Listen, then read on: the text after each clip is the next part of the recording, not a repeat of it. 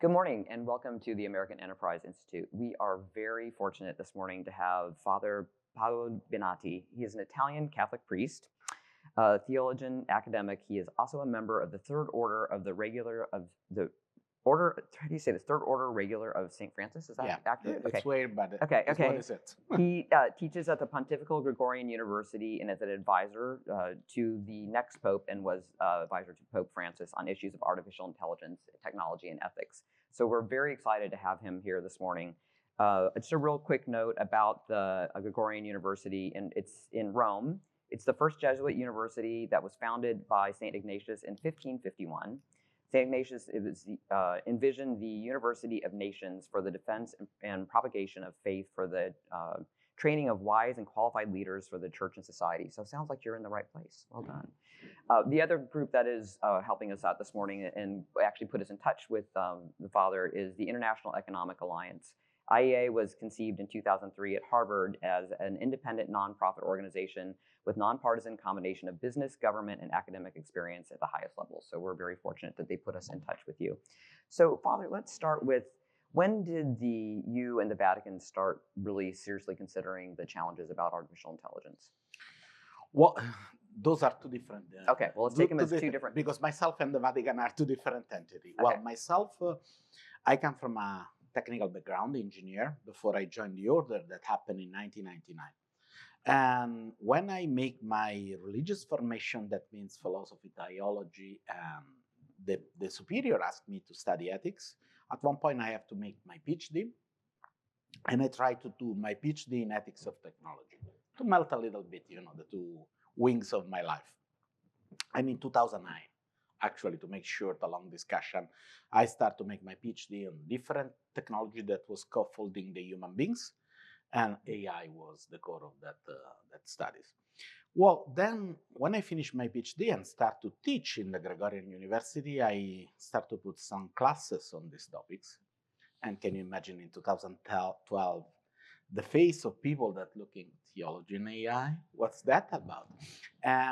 But the process was so interesting and the things was fast already at that time, that in 2016-17, we had the first contact between the big tech, United States big tech, and also the Vatican. And it produced a slowly commitment also inside the structure to understand what's going on and what could be the effect of that. And there is no idea of the AI moment that, for example, ChatGPT produced in the 20. But that things can change so deeply. Yes, absolutely, yes. Not so fast, but yes, of course. And the Pope was involved in that process. First time personally in 2019, when he met some of the tech leaders in a private audience. And it's really interesting because one of them, simple out of the protocol, takes some paper from the jacket. And it was a speech of the Pope about the youth and the digital. And he highlighted some passages and said to the Pope, we saw what you say here, and we are scared too. Let's do something together. And so this commitment, this dialogue on not on what is the AI in itself, but what could be the social effect of AI in a society, plural, different, global, it was the starting point and probably the core approach that the Holy See has on technology. So you had a gathering of several people about 3 years ago, pretty hardcore group. The first big gathering was in 2020, but it happened 2 days before the lockdown for COVID in Rome. So it produced a 2-year in-person pause on gathering that was taken back in 2023 and 2024. 2020 was the moment in which we released what we call AI ethics, Rome Call for AI ethics. And there's a core set of 6 principles on AI. And this is interesting because we don't call Vatican Call for AI ethics, but Rome, because the idea from the first moment is to have something that is not denominational, that could be the minimum acceptable by everyone. At the first signature, of course, there was the Catholic Church, and also geographically, we make in Via della Conciliazione, that means in the front of the Vatican, just outside in Italy, but in the front of the Vatican. Also for logistic and practical reason, go to the Pope is fastest. But there was Microsoft, IBM, FIU, and also the European Parliament President. They don't have that such executive power, so he cannot sign, but he was simple present and witness. Well, 2023, meanwhile, what happened is that Muslim and Hebrews, Jewish, signed the call, making it the first document that the three different Abrahamic religions find an agreement on it. We have a really different position for a lot of centuries. AI say, okay, we can stay together. Isn't it interesting?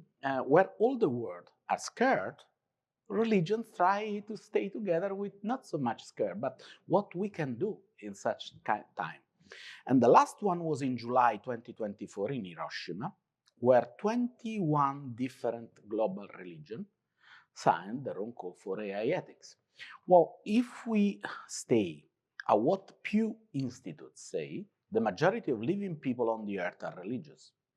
And the religions that signed their own call on the last July of 24 are the majority of them. So we can say that the simple core list of 6 principles is able to take together the majority of living beings on the earth. Now, because it's a call, it's like a cultural movement. The real success of the call will be when you never need it anymore. It's really different to make it operational, to make it in some way practical for different parts of the world. But the idea that you can found a common and shared platform that unite people in a so challenging technology is what was so big that it's not intended. We would like to produce a cultural effect, but wow, this is big. So it's an interesting point you say that when you don't need it is, when people, it really has become part of their consciousness and the thought process. So you've been, as you mentioned, you're, an engineer and been thinking about just parts of the technology evolution along the way. Did you see a lead up to this from the idea of how people were using technology? Well, here is the ethicist side that jump on the engineering one, because we discovered in the late 80s that ethics of technology is a way to look at technology that simple do not judge technology. There are no such things as good or bad technology, but every kind of technology once impact a society, it works as a form of order and displacement of power. Try to think to a really classical technology like subway or metro station. Where you put it, it is allowing someone to get the metro and is denying to someone else to get the metro. So the idea is to move from this idea of technology in itself and how this technology will be used in a societal context. And the challenge here with AI, and it is also the power that brings the results that we said before, is that we are facing not a special purpose technology. It's not something that is designed to do something, but it's a general purpose technology. It's something that will change probably the way in which we do everything, like electricity does. Today it's really difficult to find something that works without electricity. And AI probably will have the same impact. Everything will be in some way AI touched. And so it's a global perspective in which the new cipher is complexity.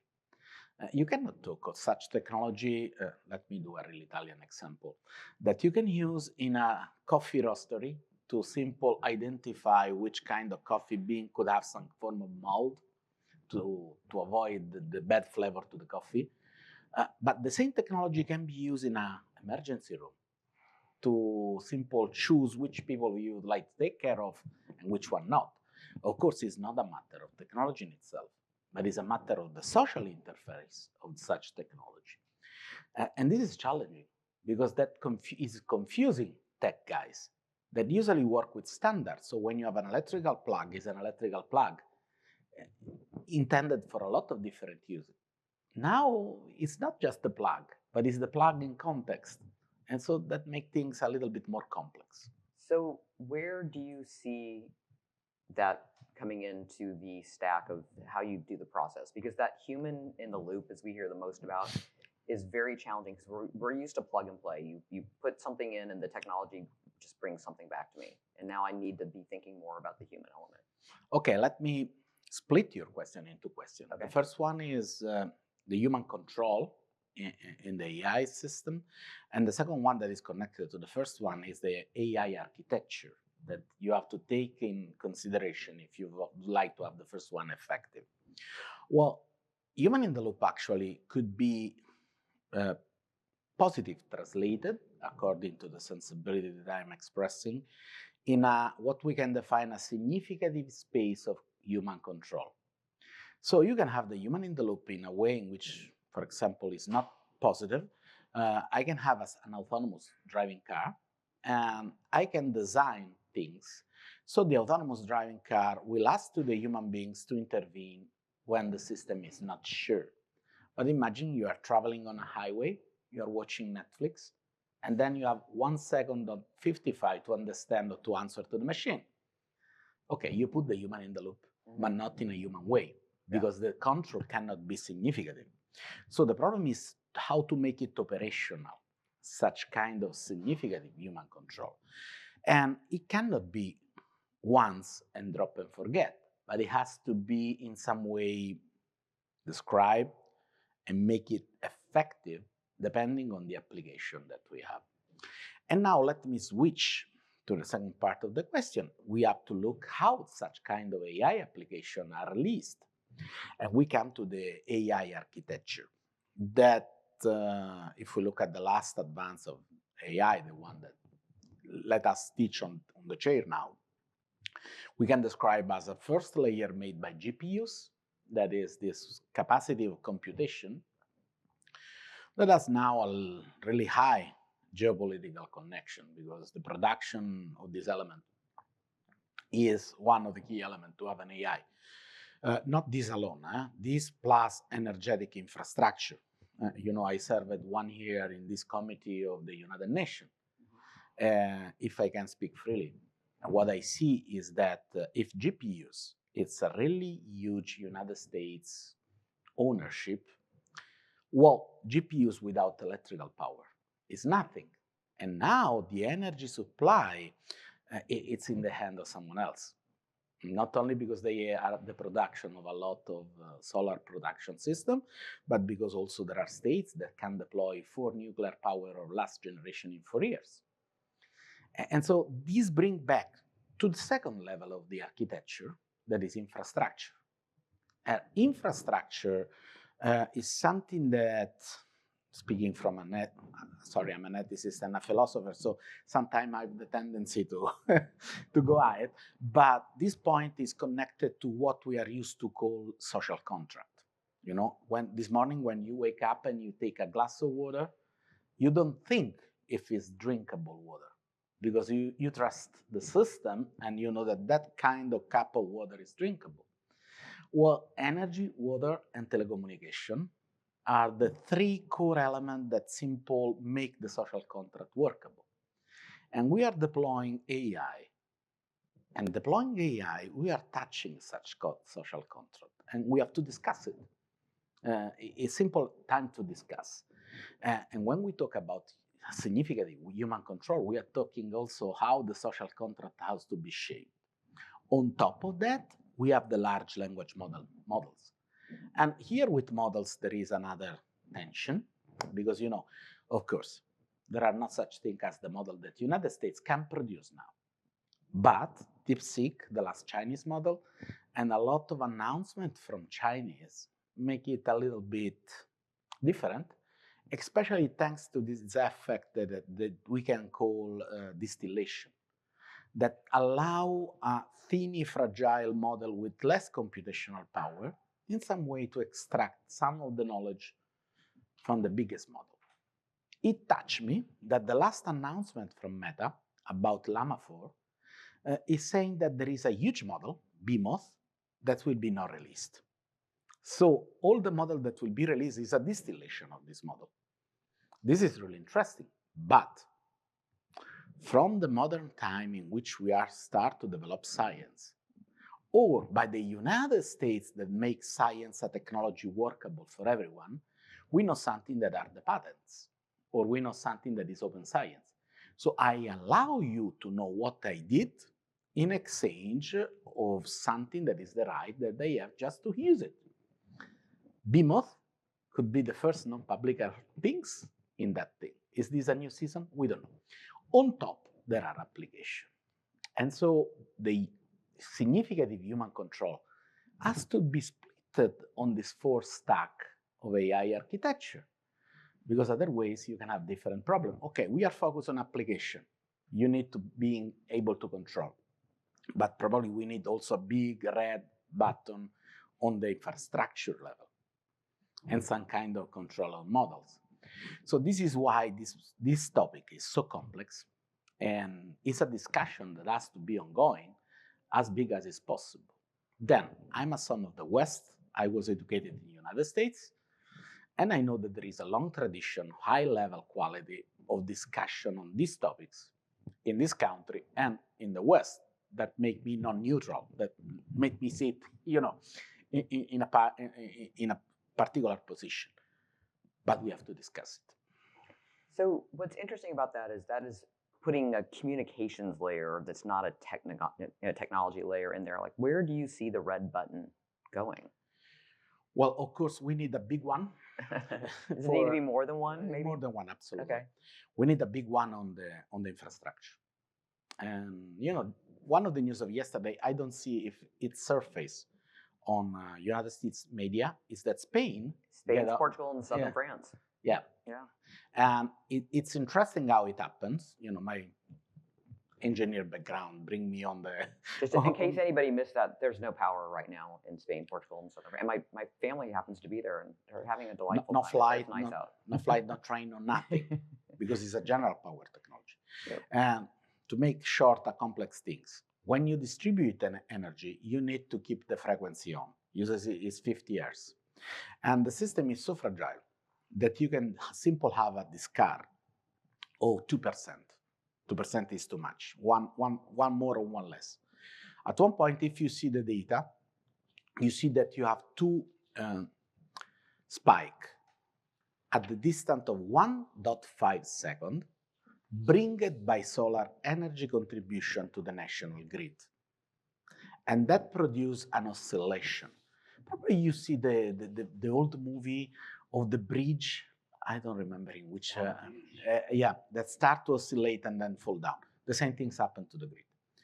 Well, the problem was that these 2 oscillations come from solar power, that who produce it. So we don't know how it comes, but it happened.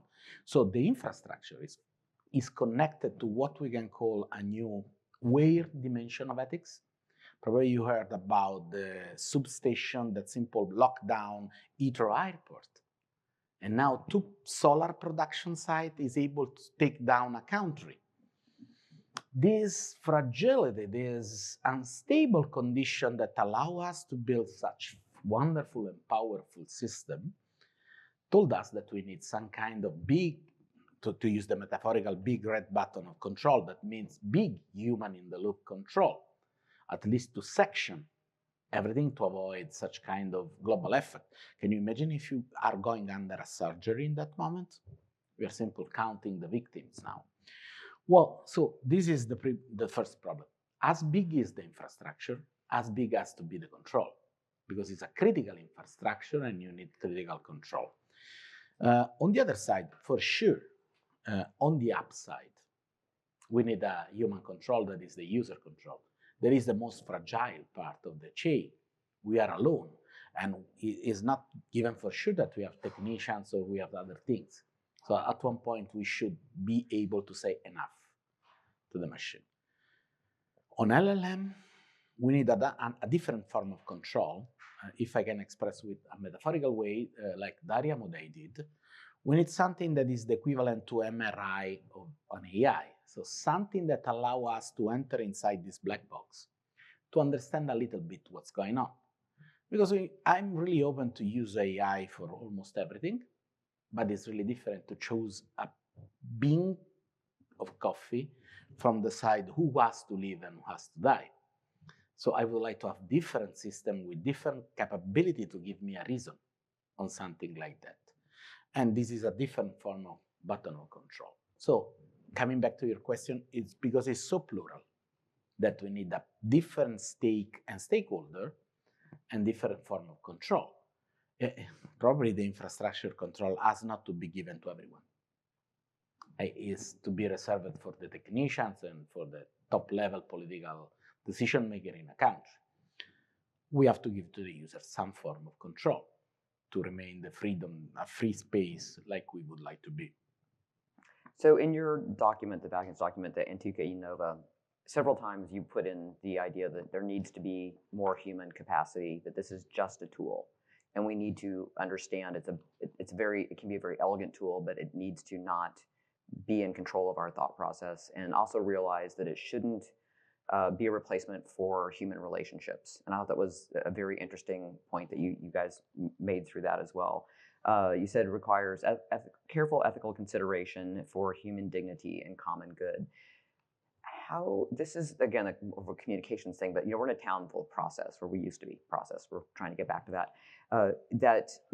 Where do we find that human dignity point? And if we stray from that, where do you see the mechanism to point it out? Well, once again, I try to have a compact answer, but don't forget that it's a complex element. Yeah. So with a lot of different applications, so you cannot reduce to one answer.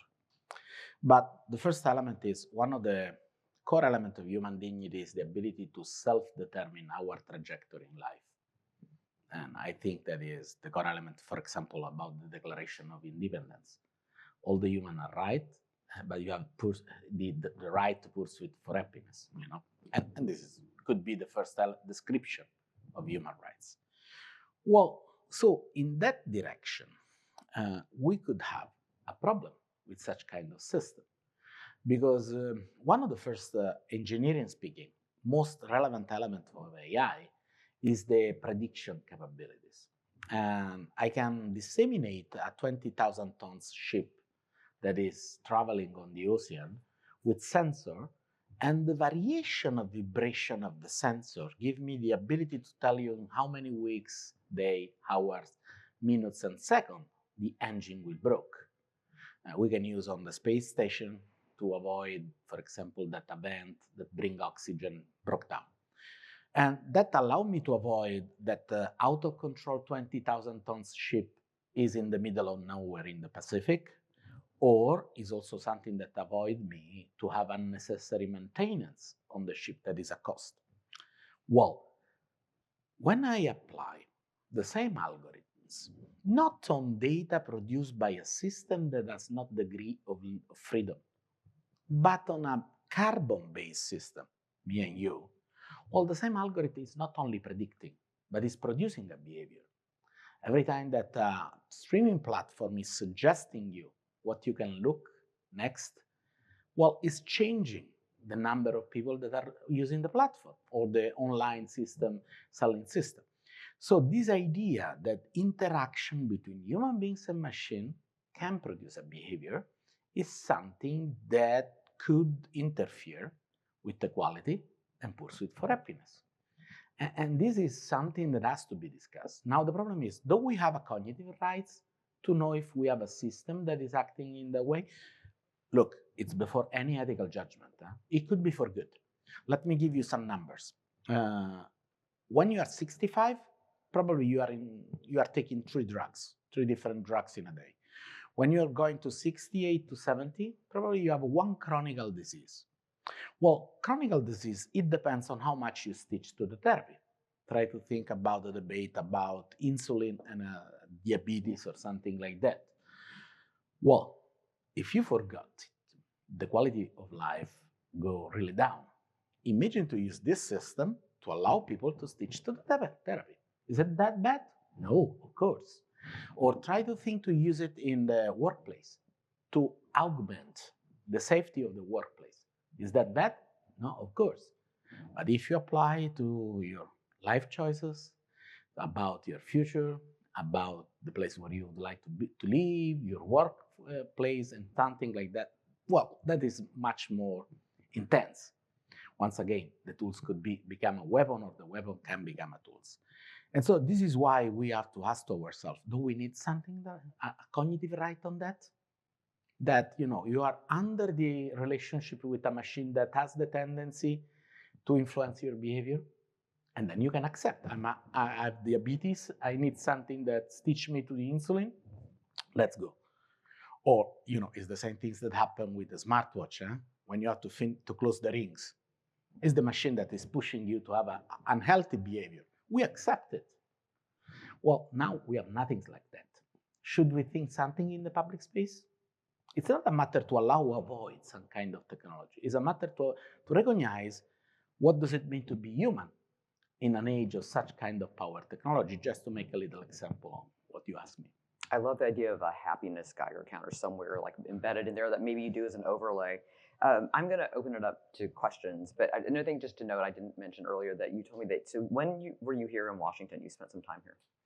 Oh, in 2008, of course, when I make my PhD, and then multiple times. The next one will be in June and things like that. I love the city and I feel at home. And he's going to spend this late summer and early fall in Seattle. So if y'all happen to be out there, he'll be wandering about telling people really interesting stuff. So who wants to open? First question, Adam, got right here. You got Kate coming over there. Thank you. Hi, I'm Adam Thier. Thank you so much, Father, for spending this time with us today and the thought you put into this issue. I have a two-part question. In the recent encyclical on artificial intelligence, the Church talks about the various risks and concerns associated with artificial intelligence, including risks involving war and existential risks, so on and so forth. So part one of my question is, how does the Church think about the potential existential threat of, say, the Chinese Communist Party or any hostile actor in an authoritarian nation getting AGI before the Western nations that care clearly more about the ethics that we are both concerned with and that infuse the Vatican statement, and which I think we can agree probably do not get a lot of attention in Beijing when they're thinking about these things. You know, we spent a lot of time during the first Cold War with Russia talking about the existential threat of godless communists in Moscow doing things with weapons of mass destruction. And now we talk about a new AI Cold War with China and the godless communists of Beijing doing dangerous things with certain types of weapons or new technologies, including AI. So that's part one of my question. How does the Church think about that geopolitical risk associated with potential bad actor? And not just China, there are other actors that could. Part two, on the lethal autonomous weapons systems, which is something that the encyclical spends a lot of time on, and I know you've thought a lot about. There are some moral philosophers who talk about how various types of automated warfare could actually be more ethical by removing humans from the front lines of war. And I don't know if the Ukrainian conflict with Russia proves anything, but one could argue that better to have all those drones doing battle than humans, although a lot of humans are unfortunately passing away in that conflict.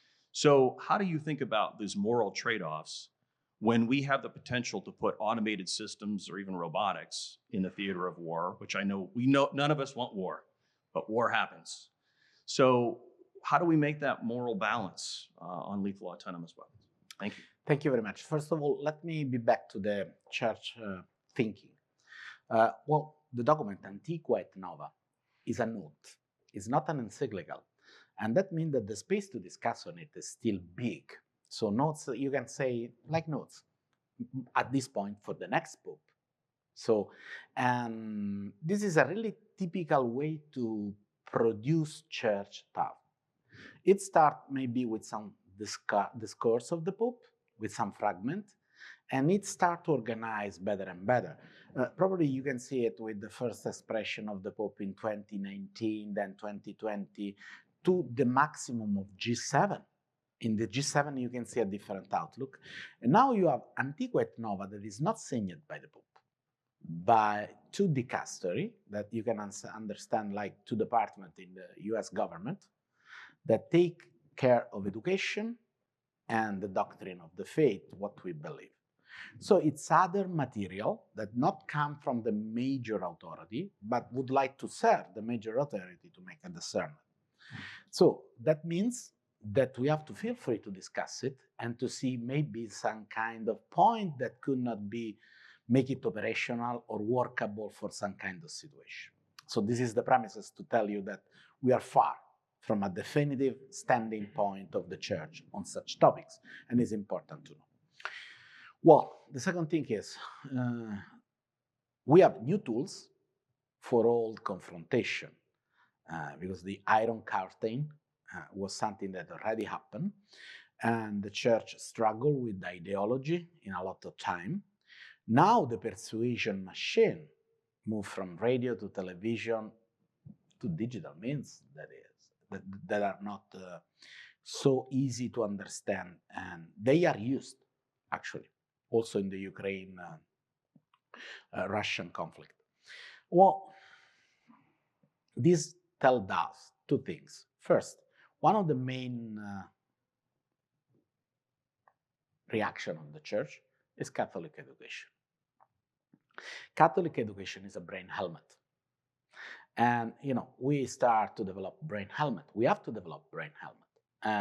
Not only by Catholic education. I remember during the Cold War, when I was here in 2008 in Georgetown, just for fun, I follow a class about the propaganda in the Cold War. And I remember the cartoon that the kids has to see to be educated also on a lot of things. So it's something that we already did. Probably we have to develop in the digital space. Because, we are a strange species. Let me do this example of my own experience. I pass part of my time in the elementary school, simple drawing and painting, nice is my judgment, mushroom red with white dot, okay? Then someone convinced me that it's better to not eat them, because they are toxic. Well, we have not all the competence that we need to live in our biological knowledge. We need some kind of transmission of knowledge by other member of our species.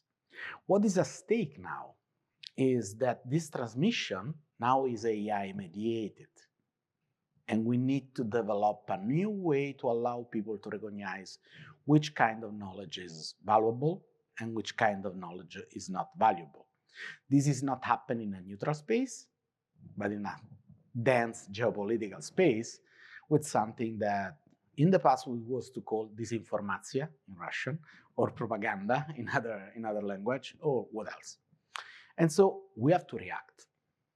If we would like to stay as we are, that means with the value of the Declaration of Independence and Constitution on the back, we have to give to the citizen the ability to recognize what is at stake now. And this is the first part. The second part, I was part of a lot of drill on autonomous weapon. And I totally agree with you. Actually, if I have to be fully honest, there are some kind of argument in the 15th century that say, please, use mercenary. So someone else is dying, It's not your people that is dying. But there are scenarios, imagine a fully autonomous anti-air missile and a fully autonomous drone, that I think the space of human control could be little. I don't say zero, because it's always, I come from engineer, think twice, cut once, double check if the target is accurate, but in that case it's machine versus machine.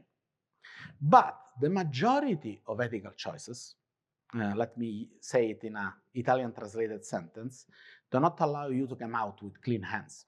You have to set a threshold. This is ethics.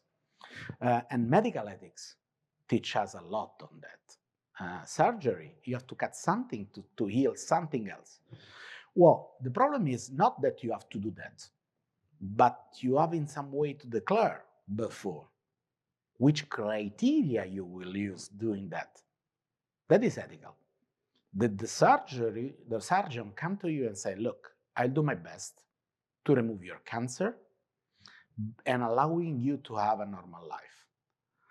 I live with other men. I have a lot of elderly, and I know that prostatic cancer is something that can have a really bad impact on the quality of life of men. Well, this is the promises. Then what I found. If I have to cut, I have to cut. But I tell you before. And here we are with the fully autonomous weapon. The clear situations are clear situations. There are situations in which you need boots on the ground, man versus man, and there are situations in which you can have machine versus machine. In the middle, welcome to the writing war, where a lot of gray and shadow situations are. And we know human rights in war and in conflict. That is a huge topic. Then, if you allow me to make the philosopher for the last time, there is this interesting writings from Thucydides, 400 before Christ, during the War of Peloponnese. And the Athens ambassador came to a little island called Meli. And Meli was founded by Sparta, and they would like to remain neutral. They come to the Meli, and the Meli people do not let them speak in front of everyone because they are fear of influence, and bring them in a separate space. And so the Athens ambassador start to tell to them, okay, let's speak clearly. Justice happens only when the two forces are in equilibrium. Then you cannot be sure that if you are not enough power, we will use justice. And it's the most pragmatical political discussion that we know. The problem in the battlefield is that a lot of conflict now happen in this uneven situation. Because when the situation was even, nuclear, Cold War, justice and theory of game allow us to not have bad effect. But now, this is the new challenge. I'm an ethicist. I'm good in making questions and run away before giving any answer, but the problem is how to answer to this challenge. I agree with you. So I'm going to go to something a little simpler question. So we get it on the. Oh, sorry. Yep. A couple simpler questions. I just want you to talk about how does the church think about trade-offs in terms of if we try to regulate, for prevention, to prevent problems, we run the risk of foregoing positive solutions that we can't see, we can't account for. And so I'm really curious as to why, or not why, but how the church thinks about that issue. How do we think of AI as both a concern for human flourishing, but also a platform for human flourishing? And then another really easy one, what do we do about conscious AI? What does the church think about machines that at some point may be self-reflective? The second one is easy for me. I come from science. Well, the first one, there is a deep conscience in the church about technology. 60,000 years ago, when we were still in a cave, and we take for the first time in hand a club stick, was it a tool to open up much more coconuts? Or is it a weapon to open up much more skull? Okay, the dual use is always existed. And this is why we talked before about infrastructure. Infrastructure is something that teaches some technologies to remain a tool. So for example, water infrastructure allow the agriculture to have a just use of water in a time in which water could become something that we would like to use as something else. And this is why I told you that we need to rewrite a little bit of social contract in terms of AI. Because AI, for example, is not just an infrastructure, but is a super user of some other infrastructure, energy, water, and telecommunication. So this is the challenge, and the church has not the book of solution, we are better maybe sometimes with book of question, but the thing is, we had to have a discussion, because the core standing point of Western society could be put in doubt by some solution, undiscussed solution. This is why it's much more important to discuss this. Yes, of course, in front of such complex problem, AI could be a wonderful solution. What impressed me is the medical use of AlphaFold 2. Can you imagine? When I was here, and I'm talking about 2008, 2009, I was in Georgetown with Edmund Pellegrino, a lovable man. I saw the picture on he was friend of him. And well, you know, I'm Italian, young friar from Italy. He was Italian rooted. He loved me in an unjustified way. And I get the privilege of that. But, you know, he said to me once, oh, Paolo, mRNA will be the future. If we found the bravery to test on the human being, we can have vaccine for cancer. It happened with COVID, and now we are starting to see AI developed mRNA drugs that allow your immune system to kill yourself. Isn't it unbelievable? An unbelievable platform to find solution? Yes, if we define an infrastructure. Because otherwise could be the best bioweapon production tools. And this is a lot of discussion that's going on the open source model or LLM, because it's someone that has bad intention can use for that. And so this is, you know, it has to happen not in a vacuum, but in a society with some kind of societal control. And this is the question point. Are we ready? Are we I think yes, because we are discussing about that. And the problem is that AI is going really fast. And we are tendentially slow in adjusting our social structure to do that. May I switch to the easy one? That is not easy. They are the worst question. I have an easy question. Oh my gosh. Well, let me start from I have also a PhD in IT and mathematics. So let me start from that. A computer is a Turing machine. Can a Turing machine calculate any kind of problems? The answer is not. There is just a class of problem, Turing computer problem, that such kind of machine can fix. Well, and now the question is it conscious? A Turing computable problem? Well, that's easy. Like your question, it's easy. If you would like to go hard, there is a function that we can describe the quotients. The name of this function is the phi. It's phi.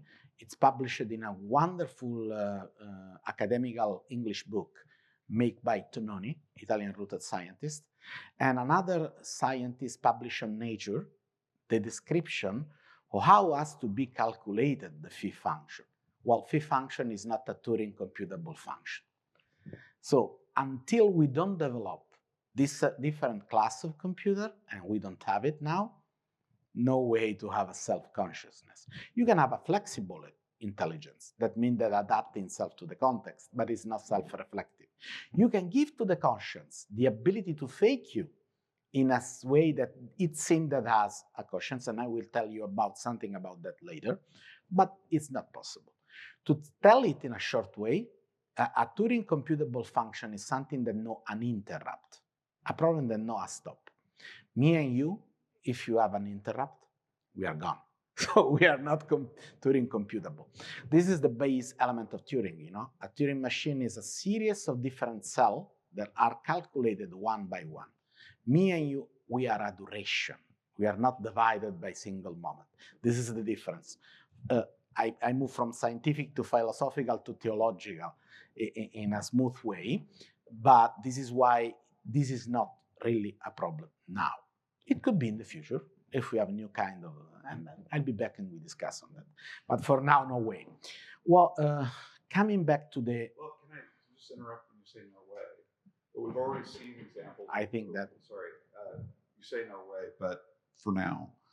But we've seen examples already of algorithms that behave in a defensive manner. Okay. That protect themselves yeah. from having their imperatives yeah.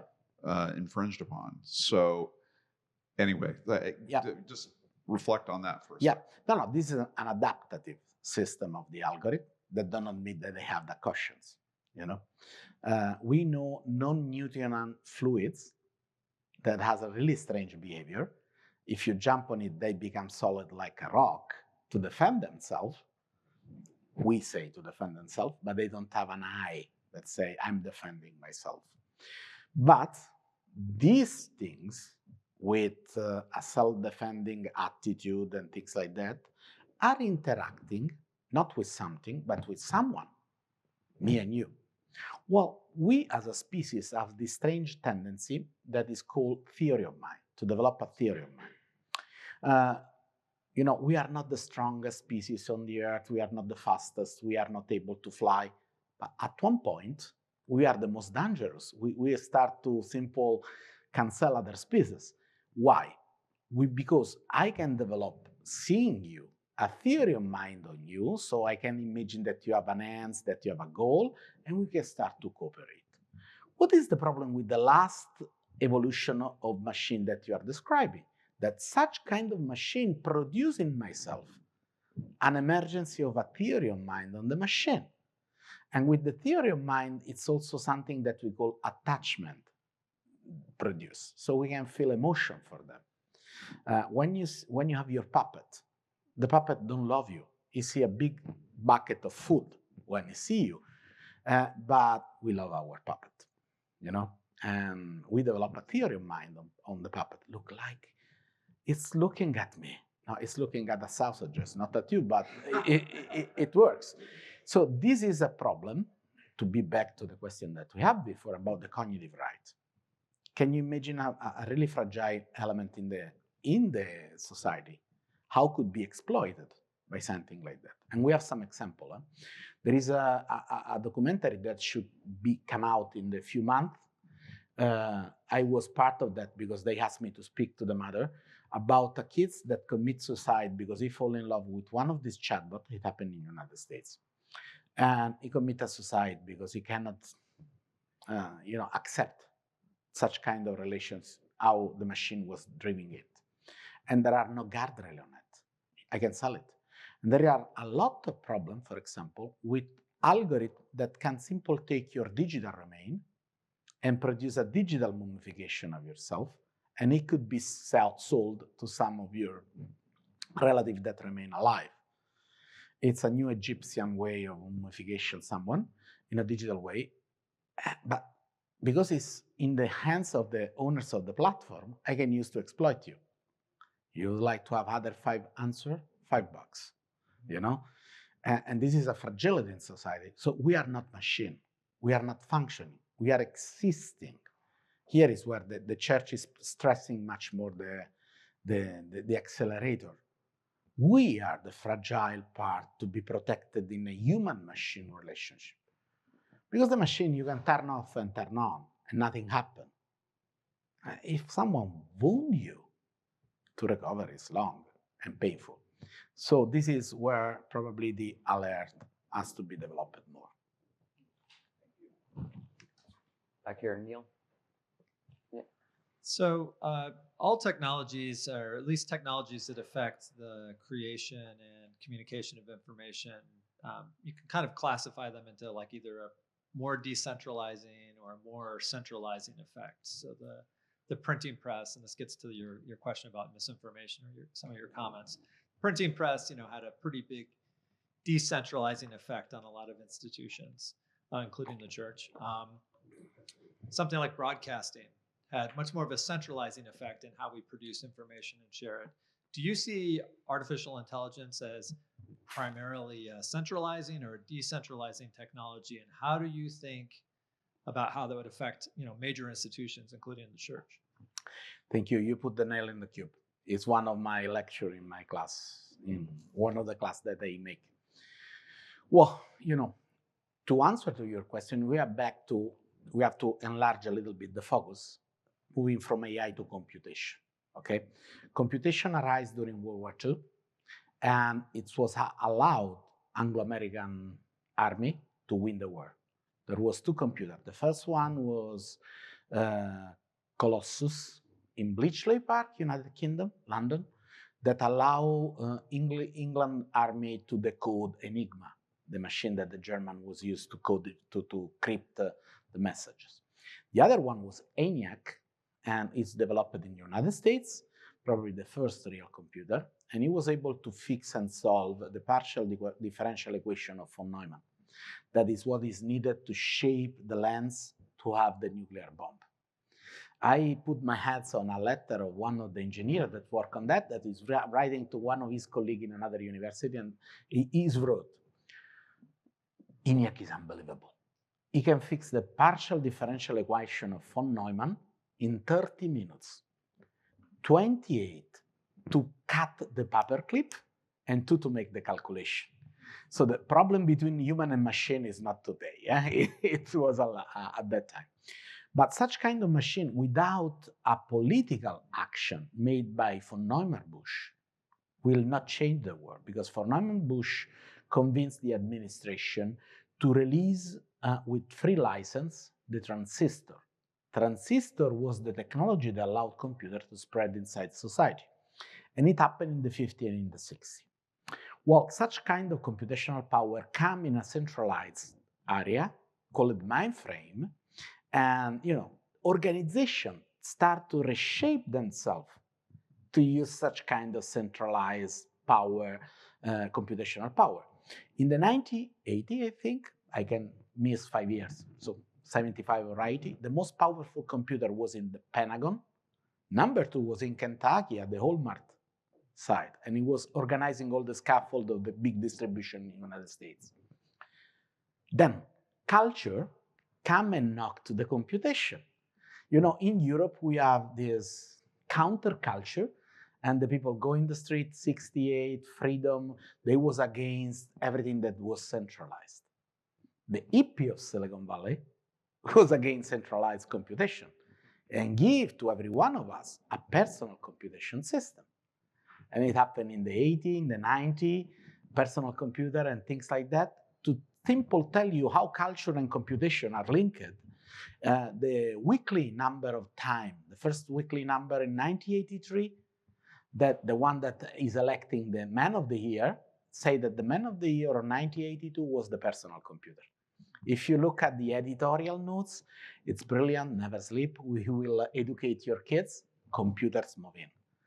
And we start to have such kind of computational tools that simple was the interface to the execution of process in our everyday life.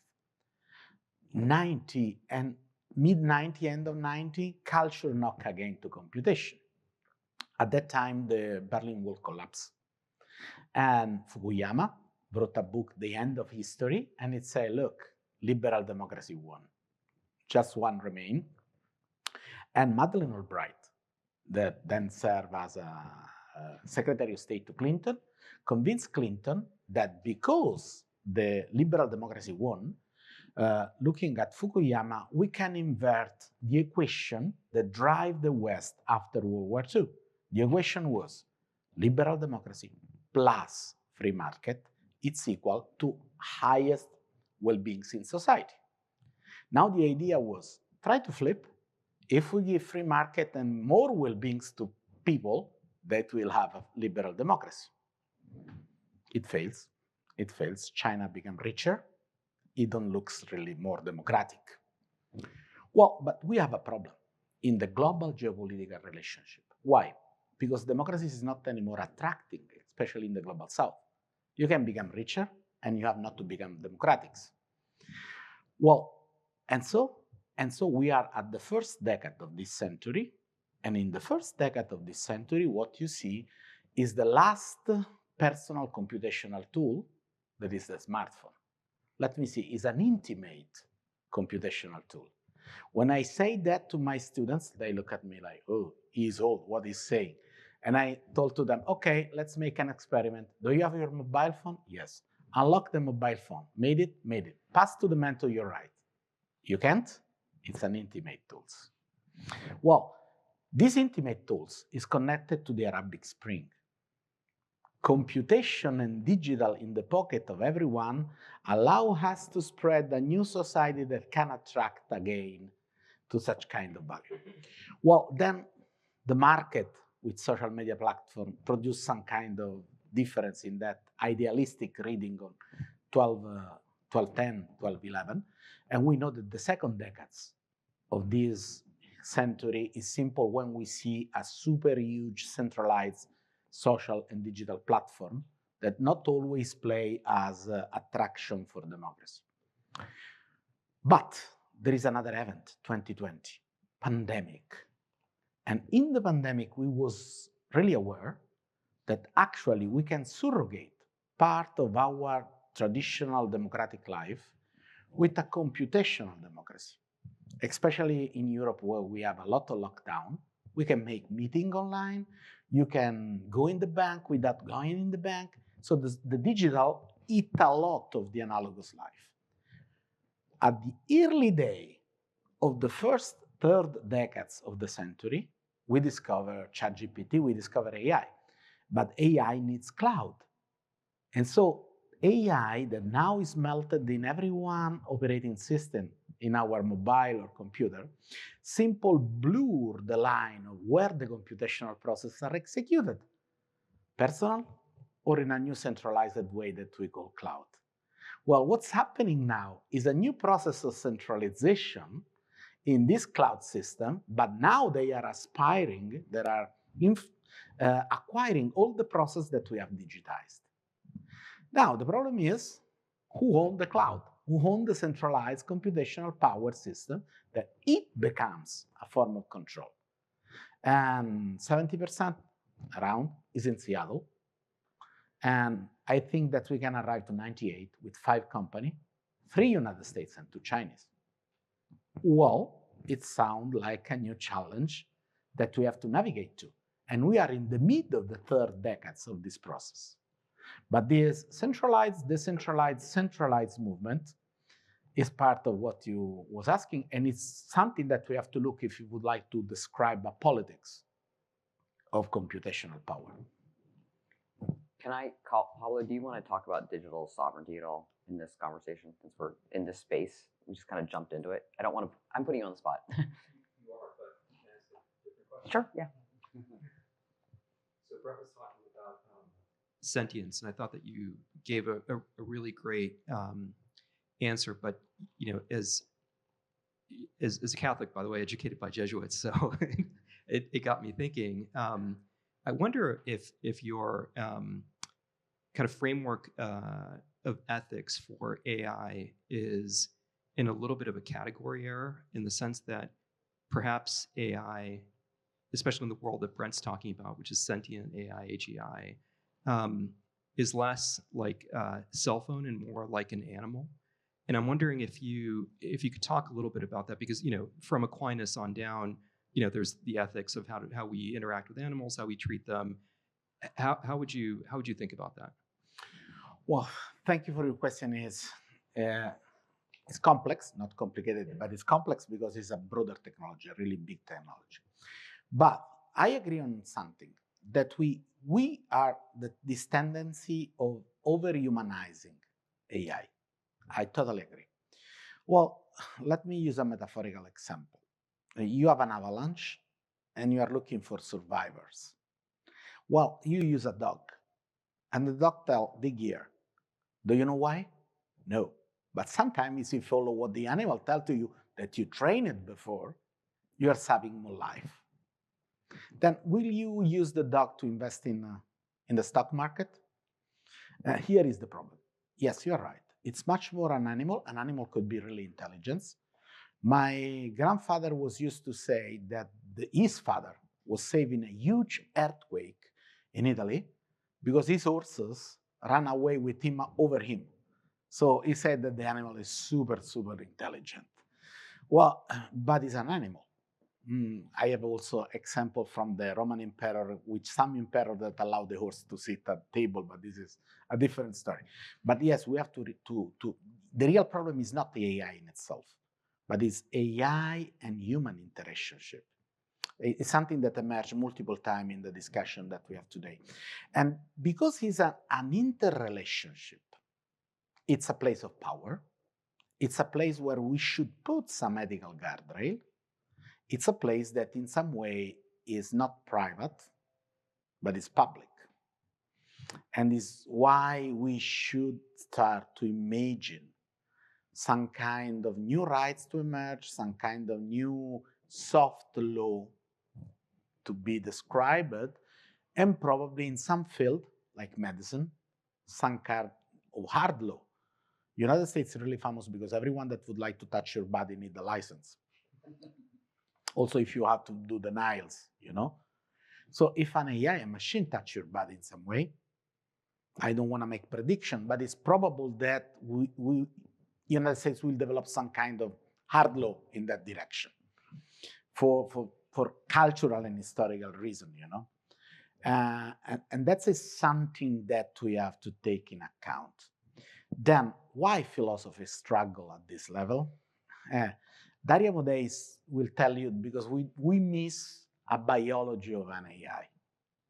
Because an AI system is something that emerged by a complex relations of something that is not well understood. And probably this is the first time in the story, or in the recent history, in which such kind of innovation is not in the hand of academia, but is in the hand of a tech company. And that makes an absence of clear open space reflection on that, because a lot of these tools are patent related. We talk with really clarity of national security. And I don't think that anyone would like to publish how a nuke bomb is made. But it's an effort. Oppenheimer, the movie, make really clear the United States national effort to have the bomb. And I think that the AI is one of the tale of such kind of national effort in this incredible time that was World War II. And probably is one of the last gifts that the United States is giving to the world, thanks to such kind of national effort that commit a lot of power in a single direction. But now it's happening not with the inability of Russia to develop equal technology, but with an emerging China that for a lot of historical process in production are able to compete. And that makes things much more problematic. But I think, just to answer to your question, yes, we need to write a new chapter in such kind of element of ethics, philosophy, and also theology, because it's an alien form of intelligence that is arising. It's a different form of intelligence that is arising.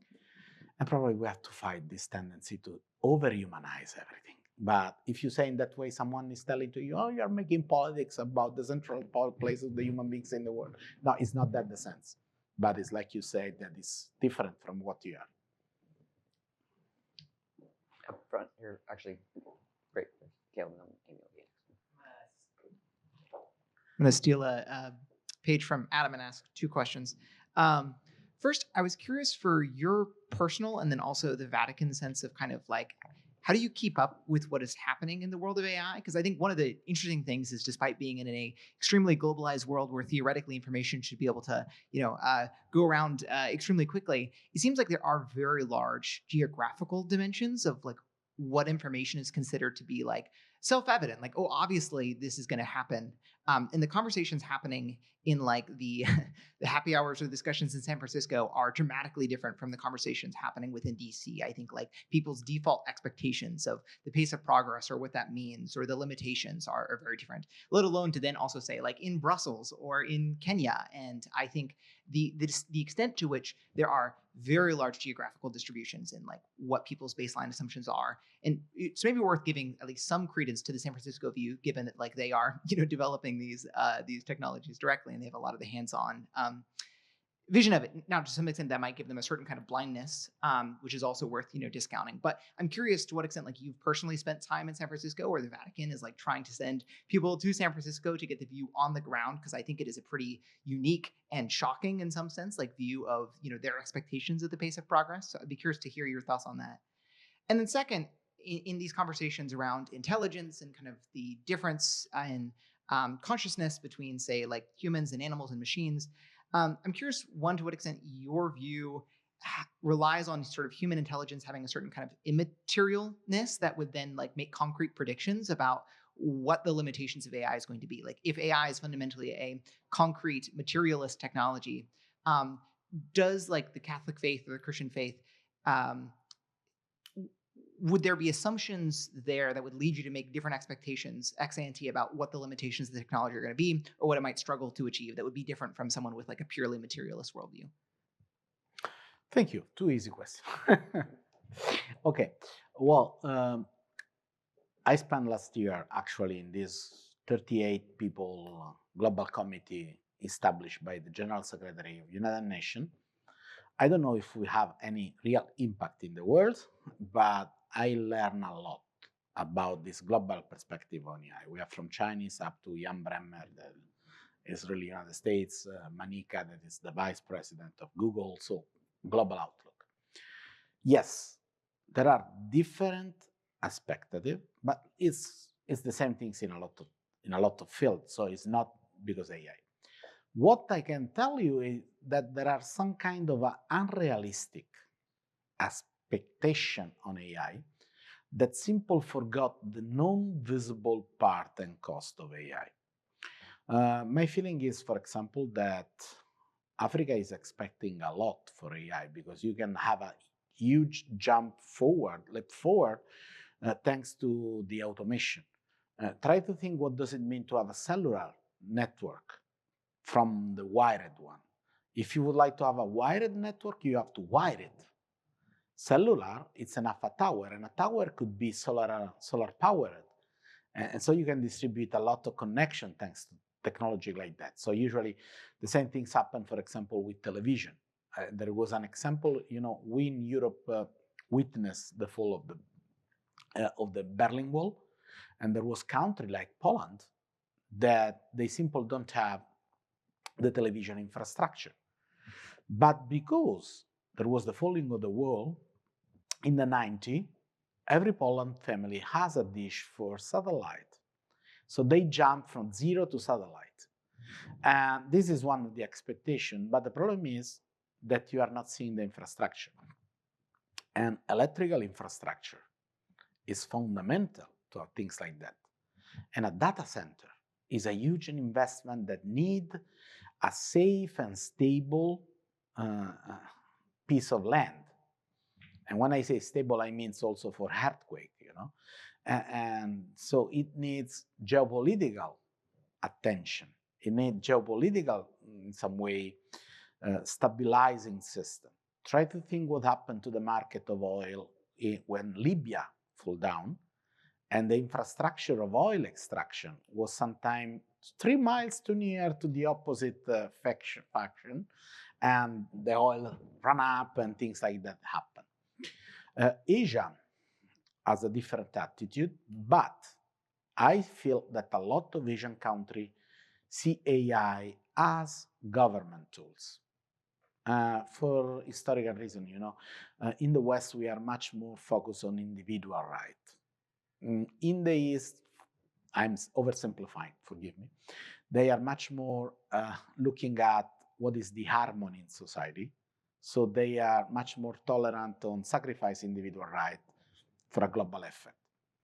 Wow, AI is perfect for that, huh? Because it's a displacement in a Gaussian curve, so you can have the majority in a section that you have. This is attention. This is attention, and this is the difference. The example that I do at the starting point about room call for AI on principle allow on some easy point to not overstress the difference, trying to think some teeny bridge. Honestly, because the power of AI is also cognitive power, I don't think that a globalization of AI will be so easy. So a piece of steel is a piece of steel. And we already know that globalization of steel has some kind of problem. I'm talking as an engineer here, because the standards are different. And I have a friend of mine that make the university with me, that he make a lot of money buying steel at the highest standard and selling it at the lower standard to other countries, and this trade make it him really rich, but it's a piece of steel.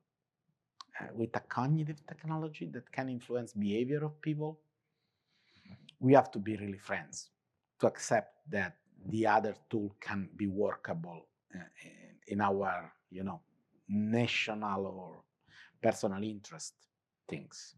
But the same things happen in one market. Can you imagine if parents allow an unknown algorithm to stress the mind of the kids? So I imagine that situation need, and is why we talk about social contract, a new form of social contract, a new form of international contract. And this is the challenge. We have to build it. Probably nothing like that existing now. But church know that one of the mission to have peace is to facilitate such kind of process. So once again, until now, then we wait for the next pope. We understand ourselves much more as a facilitator than a solution owner. Okay, let's talk about it. Sorry, the second question was. I guess to what extent, like understandings of human consciousness or intelligence as being material or not. Okay, yes, sure. The thing is, we know that the machine has a limitation, and the limitation is described by the Moravec paradox. I don't know if you know it. Well, to make it short, a long story, it's much, much easier for a machine to make a high cognitive task than not a low cognitive task. So if you would like to buy a solar calculator that makes the square root of a number, less than $2 online. If you would like to buy a mechanical arm that opens up such door, 100,000, if it's a good mechanical arm that can handle well the grip. Why? Well, let's move to philosophical and theological aspect, because we have a human error, and the human error is that all we are is here, but we are embodied, and the intelligence is embodied in all the neurons that are in our body. But okay, we know there is an anthropological error in describing intelligence like it's really Platonic and not Aristotelic. But that means things also problematic for the impact in society. Because what does it mean? That an AI is really able to surrogate a high cognitive level jobs that are the best paid jobs in the market, and much less to surrogate a really handy job that are the lower paid job in the market. And this is a challenge for policymaking, like the one that are in DC. Look at one of the model of that, Uber Eats or Just Eat or whatever, how would you like to call it? The manager position is made by a computer, connecting problem owner and solution owner. I'm hungry, I sell burger, but the jobs that remain is simple to drive the bike. There is a lower income job. So we will see a transformation in the job market thanks to this, anthropological error in understanding what is intelligence. So we produce high-level intelligence. I remember I was born in 1976. 1983, I remember a huge book to make the budget of a bank that was handmade by tons of people still. Now, I don't think will exist anymore someone that will use an Excel. AI will make everything in itself. So this is something that we have to discuss.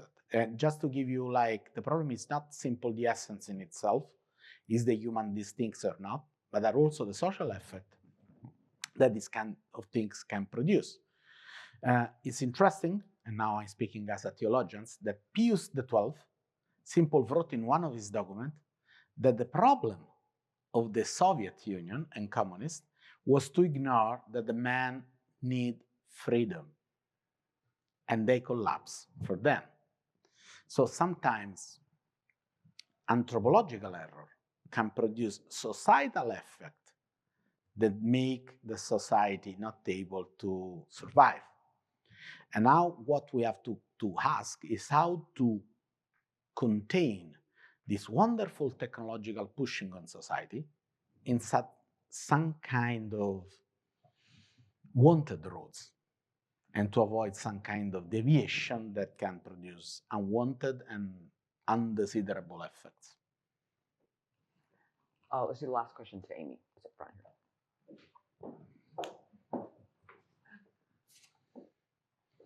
Does the church, do you see the church as being directional with AI, taking directional responsibility? I'll give you an example. If the church would take responsibility for AI predicting the weather, if the church would take that leadership role, imagine what would happen. We could predict the weather. We could predict when the floods would come. We would know precisely where to stock medicines. We would be able to buy medicines for pennies on the dollar. The church could heal.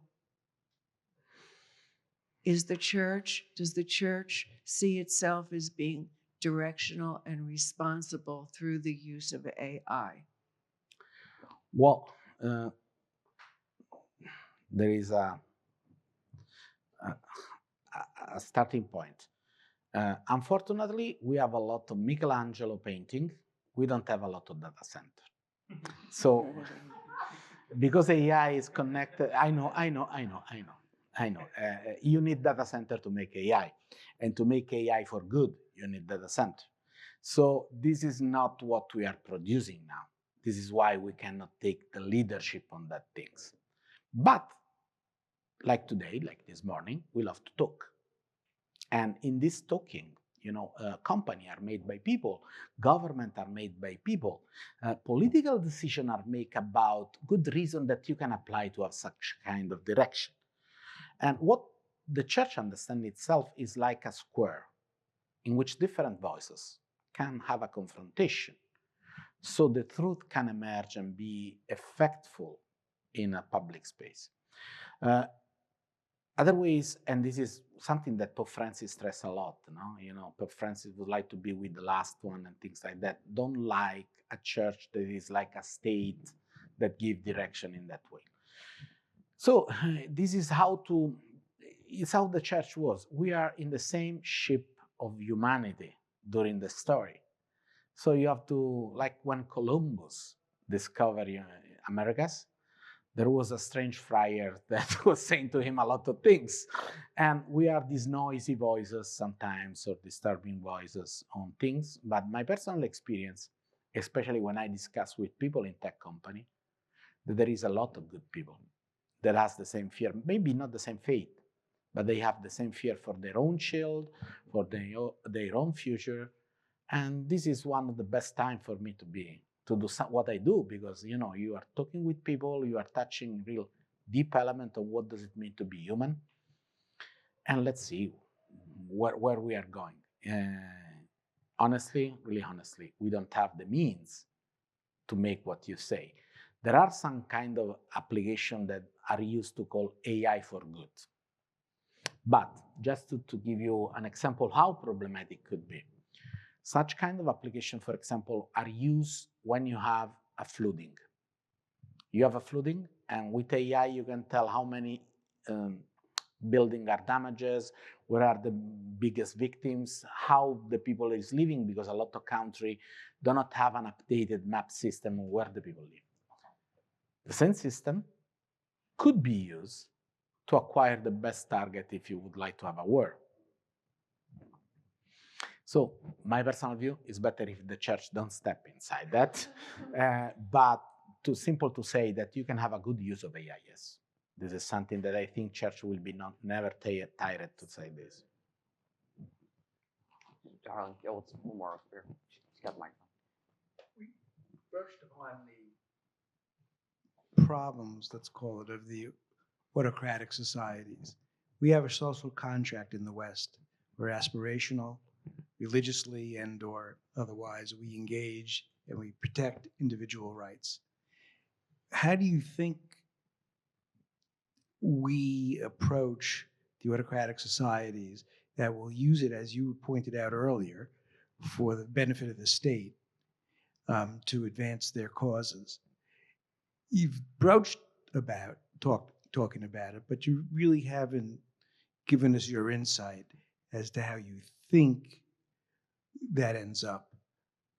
From what I know, and I'm not an AI specialist or an engineer, if, let's call China the protagonist here, that they devote their energy and their time and resources, which they can, and we've seen them be very successful at it,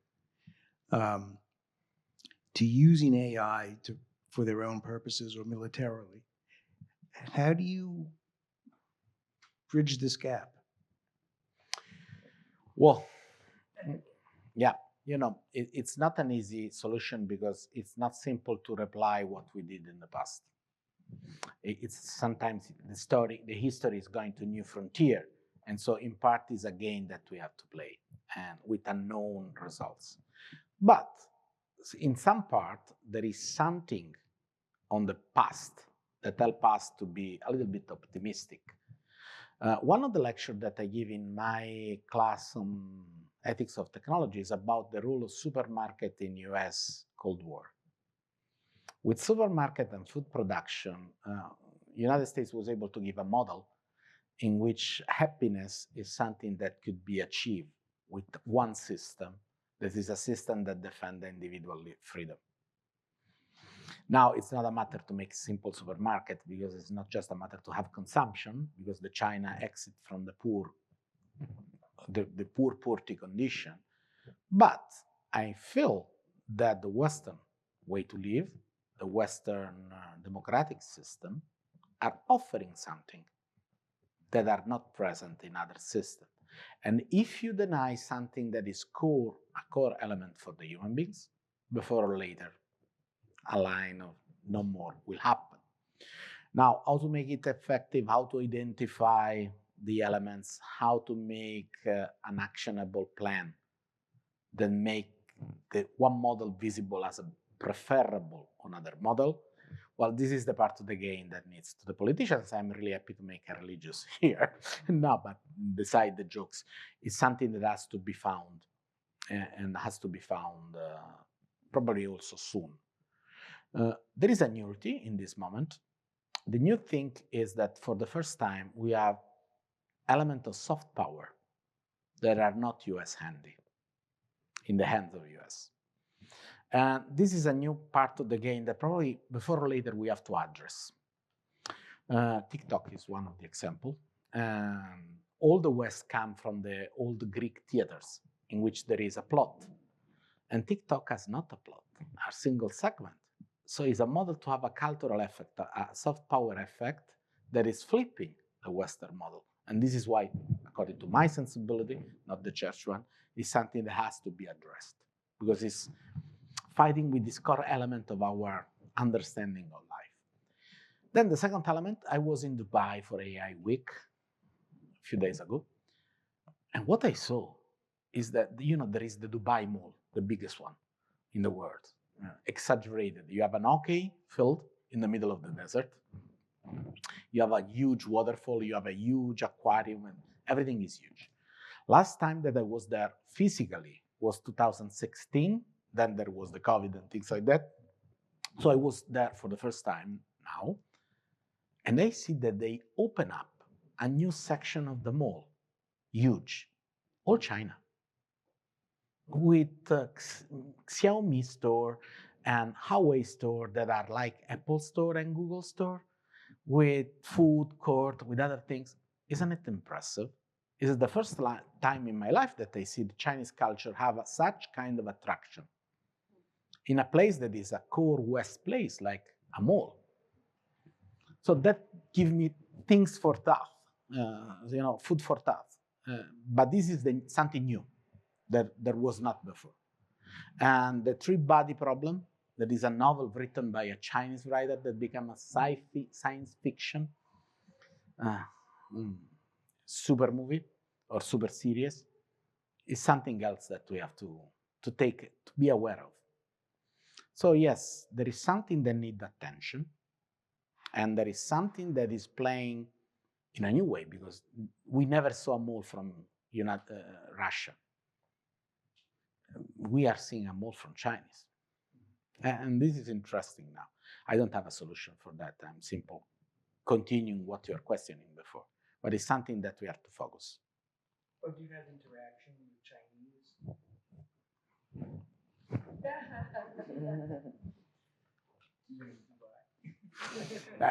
please. I love a burger, not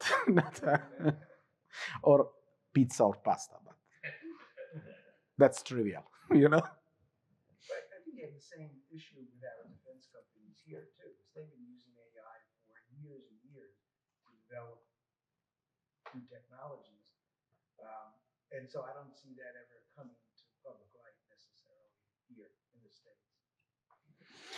Yeah, when you go to defense and national security, the game are a little bit different and has to be different, you know. This is a special topic, so we can talk about AI and national security and defense, and it will be a totally different conversation. Well, thank you all for your time this morning. I appreciate your attention to this. I know you're all still working on this topic very heavily. And Father Benanti, thank you for your time, because it's been a fascinating morning and you gave us a lot to think about. So please join me in thanking Father Benanti. Thank you for having me. Thank you.